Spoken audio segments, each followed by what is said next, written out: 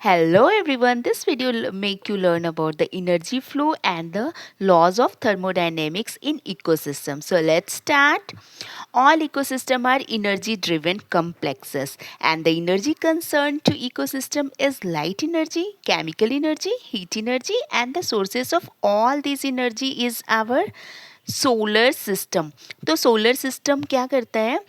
When ever there is grass, sun will give the solar energy और इसका मात्र 1% grass और green plants will take this solar energy. They convert this energy into chemical energy और during the heat and light of sun the plant convert their food. तो वो chemical की तरह store हो जाता है ग्लूकोज और फ्रुक्टोज के फॉर्म में, ग्लूकोज के फॉर्म में. And the primary consumer takes this food as its own और यहाँ से food energy is transferred to primary consumer, then to the secondary consumer and then to the tertiary consumer.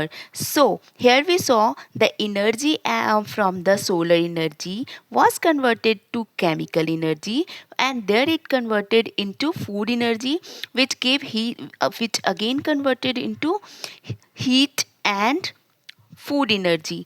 तो here energy का lose और creation तो हो नहीं रहा है. Energy can not be created और destroyed but it can only transfer from one form to another.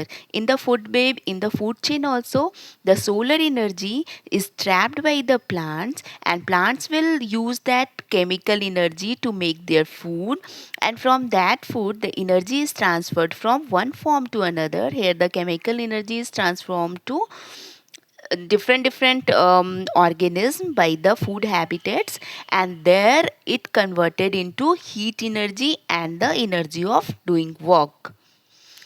Again here also see the light, what the light does, we give the chemical energy and through the chemical energy the light, through the electrical energy the it is transformed into the heat and light energy. In the same way if we will charge a battery तो वहाँ electrical energy is stored in the chemical energy. तो वहाँ भी जो energy हम provide कर रहे हैं that is never created or destroyed नहीं हो रहा है but it is only changing the form. So that is what the first law of thermodynamics deals with.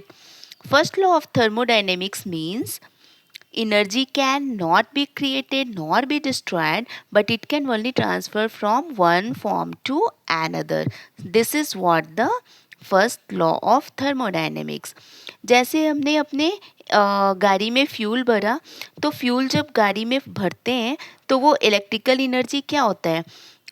Fuel energy, fuel जो है गाड़ी को हीटअप करता है, वो कन्वर्ट करता है उस एनर्जी को हीट एनर्जी में और जिसकी वजह से वो चलता है, हमारा कार ट्रैवल करता है, वो मैकेनिकल और हीट एनर्जी में ट्रांसफॉर्म कर देता है.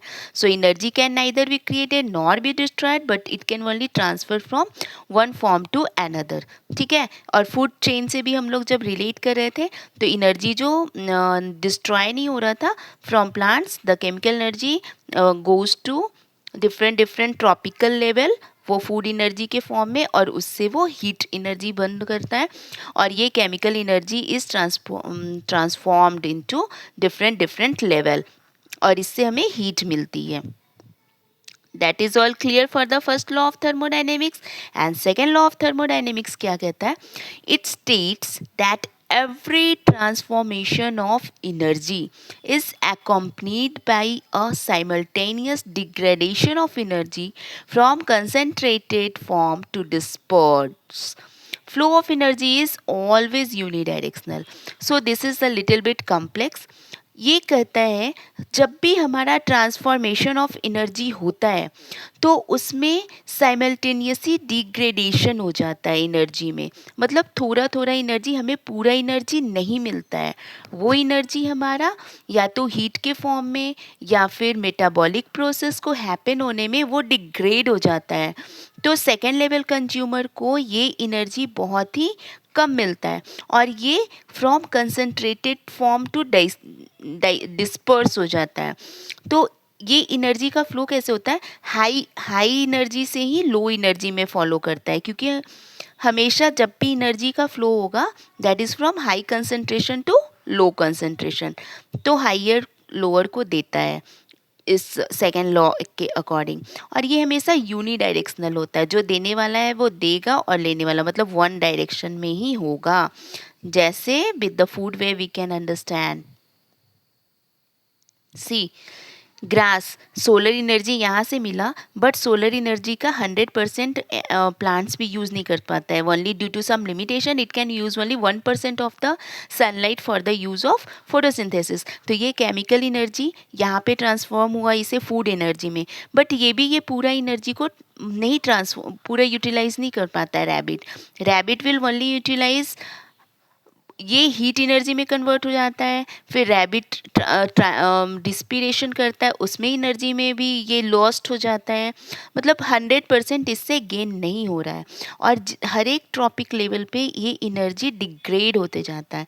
जो रैबिट को फॉक्स या लायन ने खाया तो भी ये थोड़ा थोड़ा ही इसे जो होगा, जो एनर्जी लेवल लायन को सबसे कम मिलेगा, रैबिट को उससे ज़्यादा मिलेगा, और ग्रास तो वही ऑटोट्रॉफी है। तो the second law of thermodynamics it says that the it states every transformation is of energy is accompanied by a simultaneous degradation of energy from concentration form to disperse। मतलब higher से लो में, जैसे mechanical energy, अभी मैंने car का example बताया, तो car में हम लोग जो फ्यूल डाल रहे हैं वो 100% यूटिलाइज नहीं होता है, वो मैकेनिकल एनर्जी में तो कन्वर्ट हो गया, लेकिन बहुत सारे एनर्जी उसका फ्रिक्शन एनर्जी ले लिया, फिर हीट में कन्वर्ट हो जाता है, तो वो 100% इफ़िशियंसी नहीं होता है। And same is applicable for the food chain too. ये लिया तो ये भी 100% नहीं ले रहा है, इसको रिस्पिरेशन में निकल जा रहा है, या फिर मेटाबॉलिक प्रोसेस में निकल गया, और इससे जो दूसरे में ट्रांसफ़र होगा उसमें बहुत ही कम एनर्जी ट्रांसफ़र हो रहा है। तो that is the true law of thermodynamics in ecosystem. Thanks for watching my video.